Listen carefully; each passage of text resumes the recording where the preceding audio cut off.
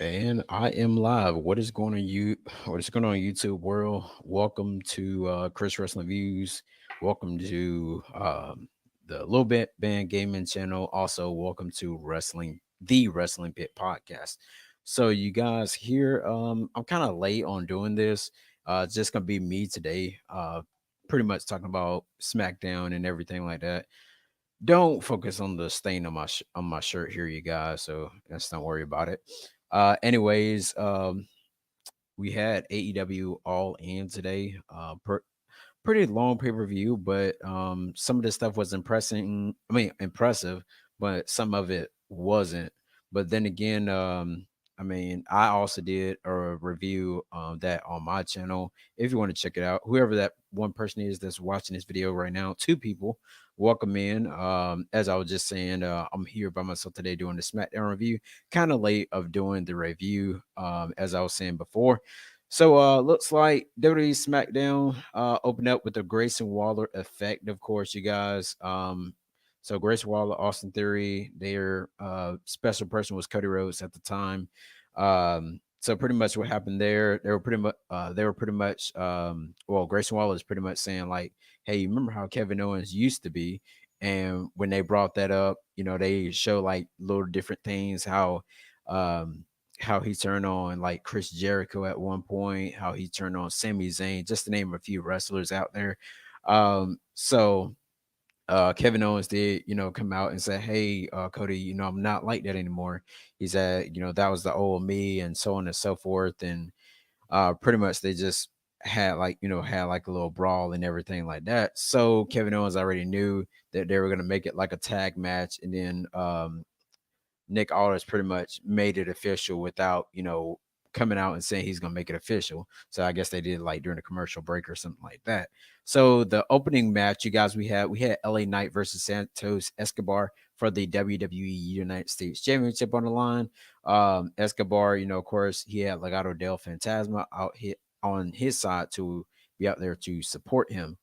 Also, you guys, Angel Garza and Berto tried to attack LA Knight and all that other stuff, whatever. But it was okay. But the Megastar did hit the Blood Force Trauma for the win to retain his title.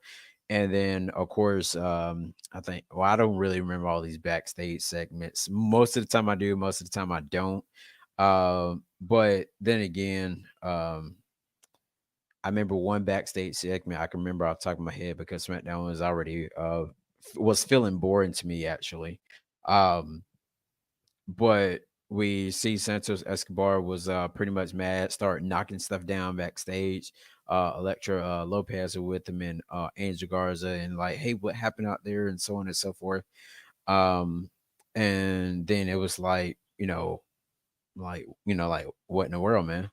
And then of course we seen Baron Corbin and Apollo Cruz, making fun of Legado del Fantasma because he came up short during this match. And then looks like what we else we had here, you guys. We had Naomi, Blair Davenport, Jake Cargill versus Alba Fire, Isla Dawn, and Blair Davenport, you guys. The match was pretty good, as I would say at the least. Jake, they finally gave Jake Cargill like a spot to actually come out there and showcase like her talents and everything. And she actually did pretty good, I would say the least. And but Jade Cargill, Bianca Belair, and Naomi. Well, Naomi actually picked up the pinfall, but I'll say that at the least because she's one of the veterans in there, and then it goes to Bianca after that. But who would you guys say is better, Bianca or Naomi? Just to see who is better. Not getting some comments right now. I'm just really curious on that. But so what happened was Naomi went on a rampage when she was tagged in, ended up winning with a split leg moonsault on Blair Davenport to pick up the victory because we know that Blair Davenport is the lady that attacked Naomi backstage probably like a couple weeks ago or so. So it was actually pretty cool. You could tell that the outfits that Bianca Jade, somebody Bianca's better. Okay, little bit man. Hey y'all, little bit man's in the house. He's actually won't be able, of course he can't make it to the show. So Bianca's better. Okay. I can definitely see that because she's been like one of the WWE like women's champions for a good little while now. But the attire that Jade, Bianca, and Naomi actually had on, someone posted a picture here on, looks like Bleacher Report. So Naomi had Simone's Biles, like that bluish starlight outfit on, and then Jade Cargill had like the red thing on, and then you seen where Bianca had like the red, white, and blue thing with the stars going across the top right there. But it was actually pretty cool, to see them to support Simone Biles. What if Simone Biles one day wants to come to the professional wrestling side of things? No matter if she comes to, I don't want, she definitely better not go to TNA or something like that. But I can definitely see her either in WWE or, well, let her go to the Performance Center first. Let her, train under someone really, really well and everything like that. But I feel like one day she'll probably end up making some kind of appearance with the WWE, maybe even AEW. But we'll say we'll see what's going to happen in the future. So we'll get about another year, possibly two or something like that. Um, so looks like what else we got here? Let's see here. So they got some notable moments and observations. They said it's a bit weird when current champions are overshadowed during entrances. They also said another point from SmackDown, Naomi, Jake Cargill, what they talked about, the thing I just said with Simone Biles. Um, yeah, yeah, a little bit, man. I actually love that tribute that they did for Simone Biles. So it's definitely incredible to actually see them support her. And like I said, I feel like she's gonna make a appearance in WWE, maybe at WrestleMania, maybe next year at SummerSlam, however they're gonna do it. But I am so ready for this year to be over with, y'all. It is, I mean, it is coming. Like it's really coming, you guys. We're almost well, this week right here pretty much in September. I think it is. I think this week right here in September. I mean in August. Excuse me, August. So yeah. They said another notable and observation moment was Blair Davenport had so much untapped potential. She is a very good worker in the ring for only being 28 years old, which that's a pretty that's definitely pretty cool, right? Definitely pretty cool right there. So it says another thing that happened on SmackDown: Tama Tonga and Jacob Fatu put their tag team titles on the line against Montez Ford and Angelo Dawkins.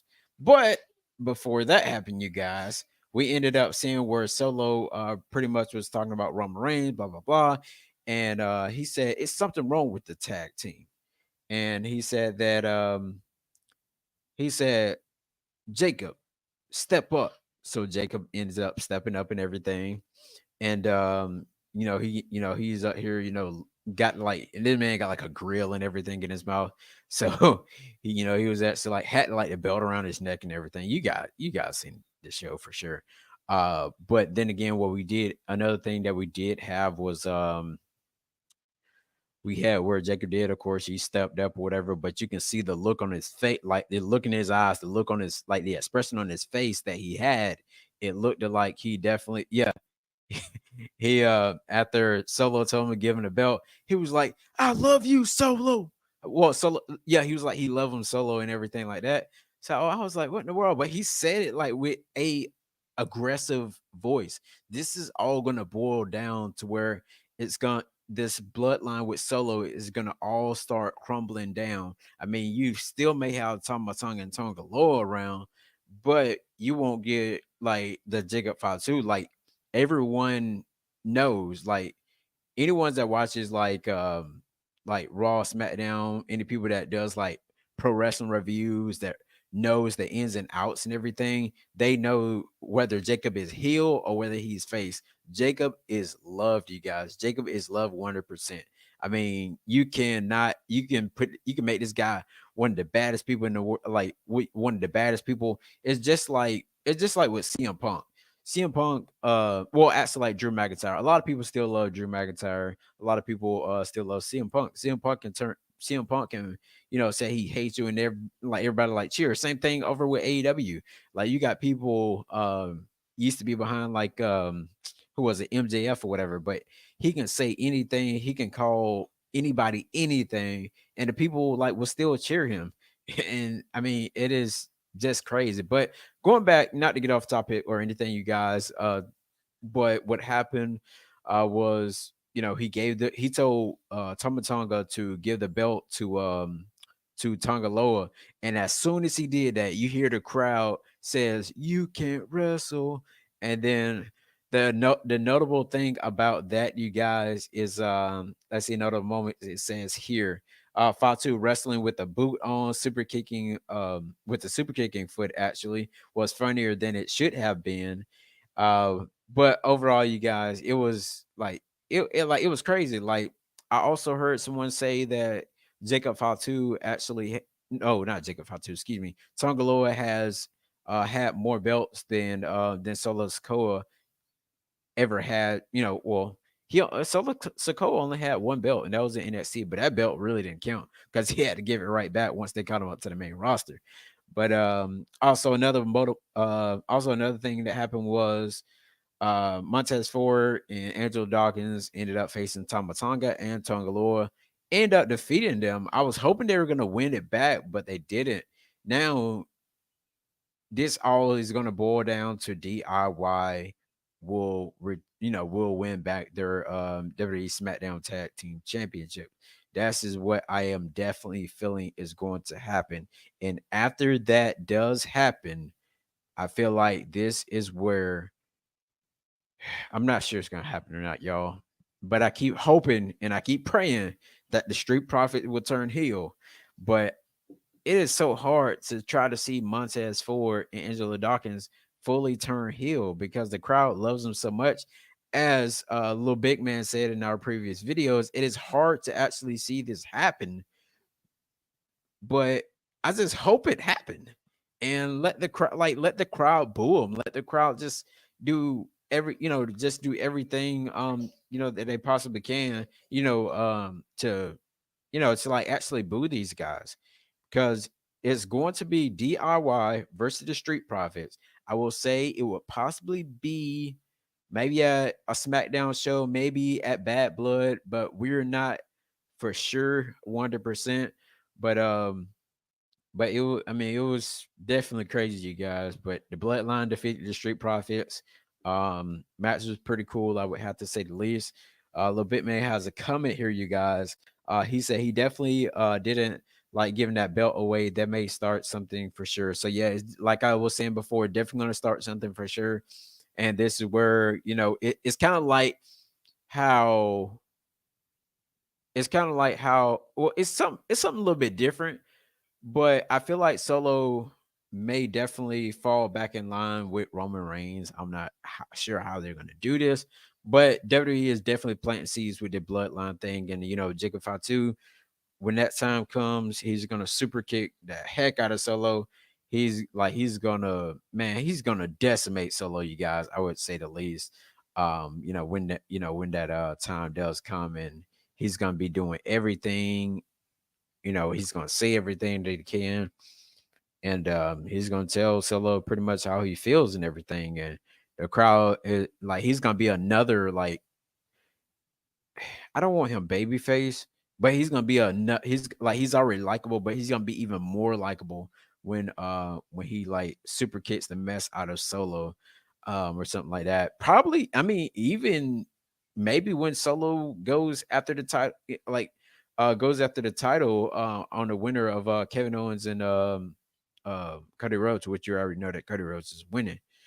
Um, but Little Bit Man said here, yeah, it's hard to see that happen because the crowd love them and Bianca too. Yeah, that's right.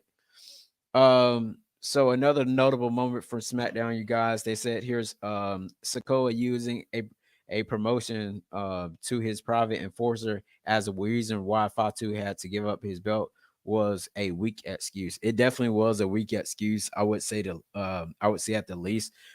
Because why would you take the belt off Jacob Fatu? I mean, the craziest thing is Jacob Fatu won a belt within weeks just by coming to the WWE. Freaking, I mean, moonsaulting off the top rope and everything like that. and just pretty much shocking everybody. Won a tournament and all that stuff, you guys, and it was like, well, dang, okay. And he won like his first title within a couple of weeks. He didn't have to take months, not a year, not two, not none of that. He won his, I mean, he won his title, like just like that. I mean, even though he was a champion, like in another wrestling promotion before coming to WWE. Looks like they said another notable moment was BFAB finally being given the mic time is great. Of course, he did have mic time when they had Hit Row with Swerve Strickland, Ashanti the Adonis, and the guy that can't flip over the top rope. Um, what's his name now? AJ Francis, but they call him Top Dollar back then in WWE. We're seeing that. Okay. So eight time down, under versus Kevin Owens, and Cody Rhodes in the main event.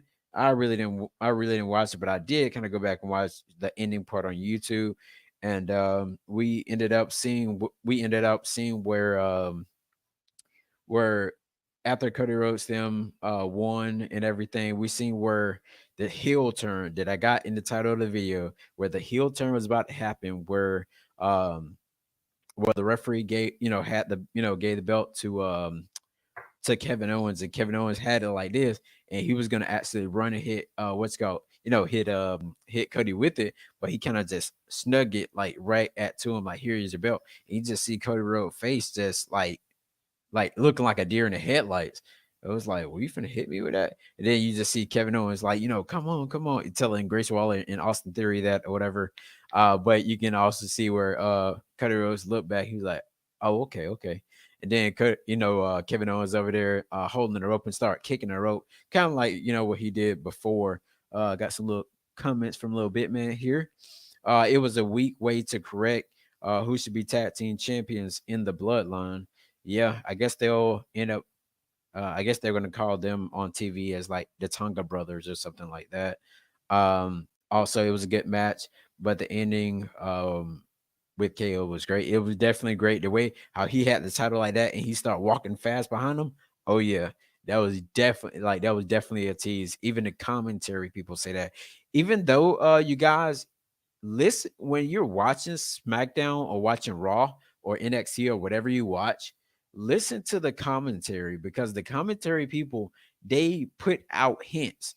They put out various hints of what is going to happen. Like they say small little details that I'm not sure if y'all do it, but I know I do it because I want to know what is about to happen.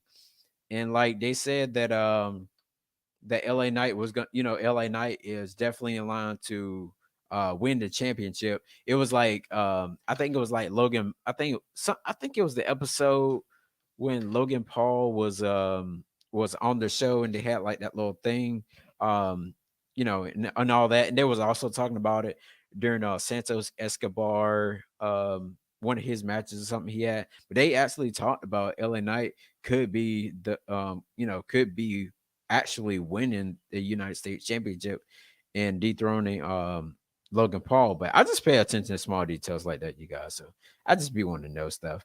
Some more notable moments during SmackDown last night as well. Oh, wow. I just got some more wrestling news, you guys, from Jeffrey 20 Jeff Wrestling 23. I just got some news from him. And let's see, he may want. Oh wow. They said I'm not sure if this 100% or not, you guys, but look, but Jeff Richard, he's a part of the Wrestling Pit podcast as well. It says Jimmy Uso files for a divorce after Naomi was caught cheating with her brother. I'm not sure about that, but I'm gonna have to dig in a little bit deeper to actually make sure that is 100% correct, because that is wild, you guys. I hope Naomi was. I don't think she'll be the type of person that should do that. But we also had some more notable moments, stuff I may not have covered. Nia Jax was shown over here in Chelsea Green and Piper Niven talking about how Tiffany Stratton will possibly turn on Nia Jax soon. And that is another tease right there. Like even with the Grayson Waller effect, we also seen where Grayson Waller, um, where Austin Theory was put on Front Street out there, you guys, talking about how he could how well Kevin Owens pretty much said, no, it wasn't Kevin Owens. Dang, it was Cody Rhodes saying, how Grayson Waller was using Austin Theory, so that is another turn there. But Triple H is really taking his time, like really slowing this thing, like slowing it down from these heel turns and everything. Just like with the Kevin Owens and Cody Rhodes thing. It looks like they're slow heel turning that as well. But we kind of got like a rapid pace during SmackDown tonight as well, you guys. Also, Theory rolling drop kick. They said that looked pretty good in the match. Owen got the biggest pop for a hot tag as well. Um, but anyways, you guys, that was all for SmackDown. Um, we have let's see, we have the Bash and Berlin pay-per-view this upcoming Saturday, you guys. Hopefully you guys are ready for that pay-per-view. If you are watching that pay-per-view, I'm on Eastern time, so it's gonna come on. Um, it's gonna come on at it's gonna come on at 12. It's gonna come on at 12:30 for me. If you're on Central Time, it's gonna come on at 11:30 for you. If you're Pacific Time, then it's probably gonna come on like at 9 o'clock in the morning or 9:30 in the morning. But anyways, you guys, um, like, comment, subscribe, you guys, to all the channels. Wrestling Pit Podcast, which is the main channel. We need to run this up to. We need to run this up as much as we can, you guys. Also, subscribe to Little Bit Man Gaming as well, you guys. Um, he's definitely doing his thing over there. If you like gaming content, whether it's like where it's like wrestling videos, reactions, stuff with Dragon Ball Z. You guys may be a fan of anime, stuff like that. Check out Little Bit Man Gaming Channel 100%. Also, Jeff Wrestling 23. Check out his YouTube channel as well, you guys.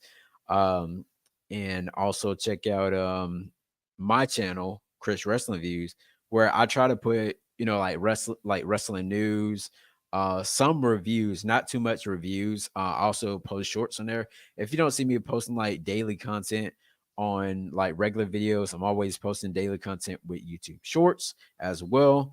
A little bit man has a comment here. He said it was good. Oh, well, I already read that one. He said it was a one for him. Okay. The show, I would have to say I can give it a two. We'll do like a 2 out of 10. I mean, the show was like, it was okay. The only thing that I wish they would had on the show, but then again, Triple H probably wanted to keep them off the show, which was the Andrade versus Carmelo Hayes match. But then again, you guys, I mean, it was crazy though, but yeah. Also, shouts out to Hector, shout out to Shane as well, you guys, and all that. So, shout out to everybody that's a part of the Wrestling Pit Podcast in a whole. Anyways, you guys, I'm going to actually just pretty much chill for the rest of the night until I get ready to go to sleep. And we will see you guys back here on Thursday. I mean, not Thursday, Tuesday. Um, So for you, a little bit, man, if you're, I mean, of course, I think you're on Eastern time like me. It starts at 12:30 our time, but um, and Jeff is just coming up with all the news. They got something out here where, um, let's see, he says there's a post out here. Roman forgives Jacob Fatu. Jacob Fatu's goes behind Solo back. Irreversible move after new change. I gotta check these videos out. I think it's like other YouTube creators that post videos on YouTube and all that stuff like that. But congratulations, you guys. We got a new AEW world champion, Brian Danielson. Of course, if you want to see the picture here, I will actually turn my phone around so you guys can actually see him there best as you can. So, new AEW world champion, Brian Danielson. I mean, he made Swerve Strickland tap out. But, anyways, you guys, I think that is it. He said a SmackDown was a 5 for him. Okay, little big man. But I think that is probably it. When do you guys think that Tiffany Stratton will turn on Nia Jax? Will it be in a few weeks? Will it be at Bad Blood? Where will this happen at? Because I hope Tiffany Stratton, they don't try to like let her cash in, but then again, not, not even giving her the opportunity to no, like give her an opportunity to like cash in, but do some other junk like that. But anyways, you guys, like, comment, subscribe to Chris Wrestling Views here on YouTube.com. Also, like I said, subscribe to all the channels, that we always shout out on our videos. But till then, you guys, we'll see you guys on Tuesday for the WWE Monday Night Raw review and Wrestling Pit podcast. Baby. Yes, sir, a little bit, man. So till then, you guys, peace out, salute, and have a good night.